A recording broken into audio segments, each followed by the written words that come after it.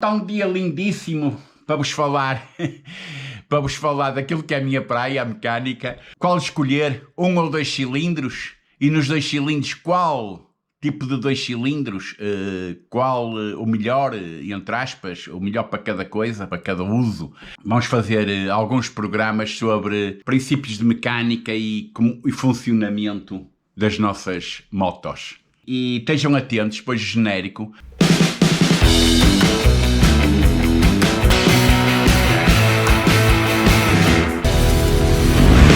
Ora bem, amigos, e aproveitem para subscrever.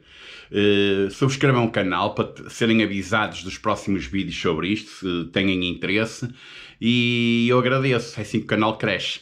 Bom, quanto a motores a 4 tempos, os 2 tempos, como sabem, são muito mais simples, posso deixar para depois outro programa, mas os motores a 4 tempos, como podem ver aqui neste filmezinho, funcionam com os 4 tempos, obviamente. Admissão, compressão, explosão e escape.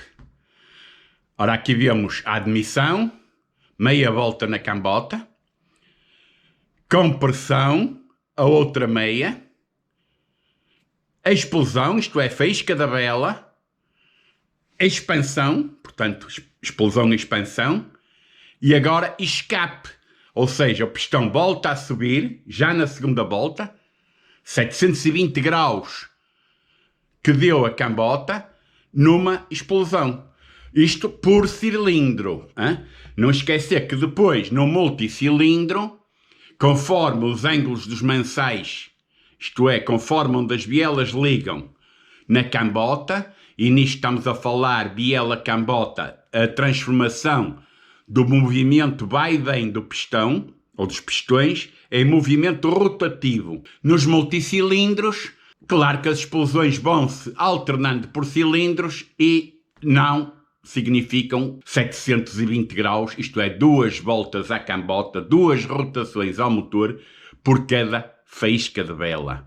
Não sei se perceberam, está aqui no esquema, é muito simples, olhem bem para o esquema, aí está, estou a passá-lo e é tão simples como isto. E falando de multicilindros, vou-vos focar então esta explicação de motores nos twin, isto é, nos gêmeos, nos 2 cilindros, que temos várias configurações, 2 em linha, 2 opostos, que não é mais que um com V a 180 graus, 2 em L, no caso da Ducati, ou 2 em V, no caso da Harley Davidson, por exemplo. Portanto, vamos focar nestes motores e as suas diferenças e para que é que servem, isto é, qual é o melhor uso dele? Bom, como sabem, os fabricantes estão cada vez mais a apostar nos motores 2 cilindros, nos motores inclusivamente 2 em linha, que são os motores mais baratos, mais leves, que levam menos peças, mais fáceis de fazer.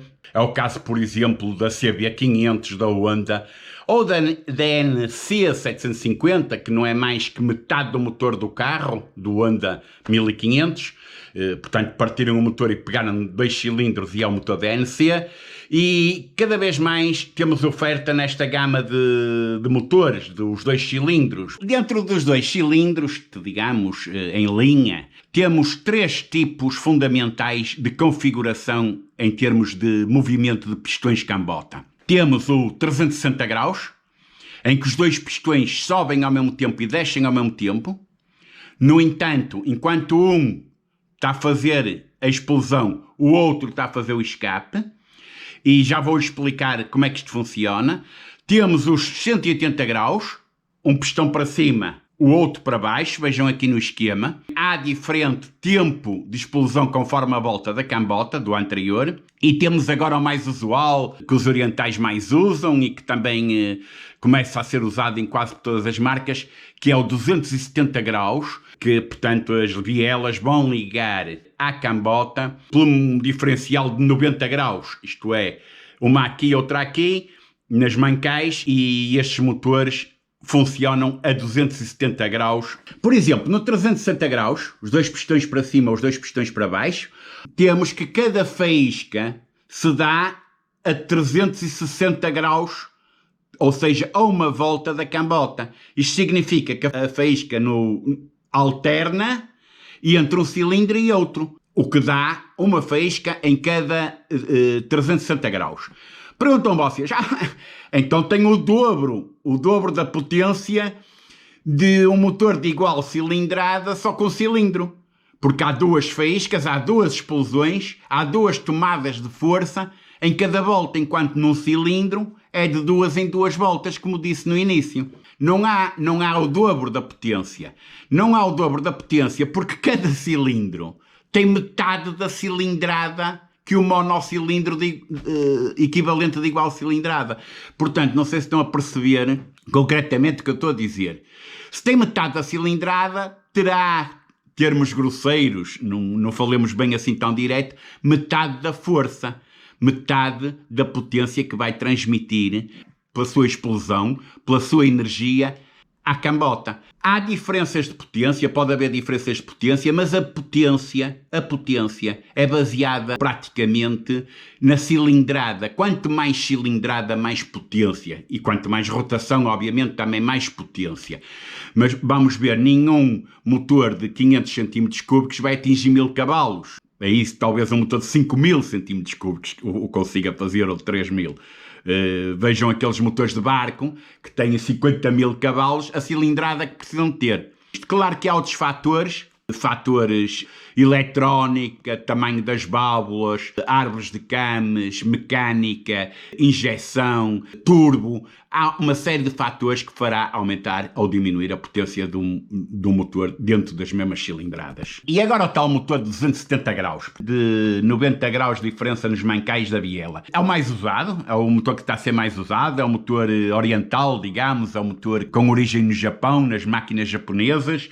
Estamos a falar aqui, sei lá, da CB500, da NC, da MT3, da MT-07, uma série de motores. E estes motores têm uma explosão em cada cilindro de 450 graus de diferença. Isto é, uma volta e um quarto. 360 mais 90. Isto proporciona, uma entrega de binário mais planinha, uma entrega, portanto, um motor mais macio, mais redondo, um motor mais disponível em, digamos, todas as gamas de rotação.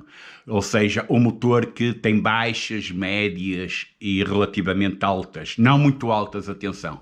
A KTM, nos seus 790, portanto, nos seus 800 bicilíndricos, faz aqui uma pequena nuance. Em vez de 90 graus nos mancais, mete 75 graus, o que permite que a explosão seja de 435 em 435 graus. Será uma boa solução? Talvez. Os motores são muito potentes, têm um binário a alta rotação muito bom. Não sei. Tem as suas aplicações. Voltando aos motores de 360 graus, isto é, ambos os pistões em cima, ambos os pistões em baixo, de reparar que há dois tempos de paragem, os dois param em cima e os dois param em baixo, quando mudam a direção. De qualquer maneira, a BMW, com o seu BMW Rotax 800 antigo, tinha, portanto, os 360 graus, dois pistões em cima e os dois pistões em baixo, típico da BMW, já no Boxer é assim. Agora, ultimamente, nos últimos modelos, já não é assim. Já mudou um pistão para cima e um pistão para baixo. Portanto, já andam alternados. De antes andariam assim, agora andam assim. Bom, e as bicilíndricas, ou até tretacilíndricas, ou tricilíndricas, variam entre si conforme o ângulo de ligação à cambota das várias bielas dos vários cilindros. Até no MotoGP, os 4 cilindros, sejam em linha, sejam em V, têm variâncias conforme o ângulo de ligação à cambota. E aqui uns têm vantagens, outros têm desvantagens, conforme o circuito tem curvas, é retas, é velocidade máxima, a entrega de potência, é chuva, é seco, etc. Depende, e depende depois também muitas afinações. Estes ângulos de ligação à cambota fazem variar o motor, fazem variar a sua entrega, a entrega de torque, as curvas de potência e de binário, e provavelmente pode ser isto até que faz com que pilotos com menos skills Isto agora sou a puxar a brasa para a nossa sardinha. Que o nosso Miguel Oliveira consigam com Ducatis e outras marcas atingir lugares de topo, porque realmente pergunta-se se a KTM, que sempre teve tradição em outro tipo de motores, não de velocidade, mas em motores de todo terreno, etc., com os seus ângulos de ligação à cambota pelas bielas, será o mais adequado para a MotoGP. Bom, fiquem com esta dúvida, abriguem. E é isto, pá, quando comprarem uma moto, olhem para as curvas de potência e de entrega de binário, a questão do monocilíndrico ou de vários tipos de bicilíndricos, porque esta entrega de binário e potência é que vos vai definir para que é que vocês querem a moto. Nós não vamos querer uma Big Trail cujo binário máximo só entra às 10.000 rotações. Vamos querer uma Big Trail cujo binário venha de baixo. Portanto, que a moto tenha força do início. Mas se calhar vamos querer uma moto de pista, uma moto de velocidade, em que no topo que se atinja, na rotação, no máximo que se atinja, a potência e o binário. Ficam aqui as diferenças. E hoje está um dia de chuva, foi bom para estudar isto. Fiquem bem, subscrevam, não se esqueçam. Até ao próximo e estejam atentos porque vão sair mais e muitos mais programas úteis com informação interessante. Obrigado.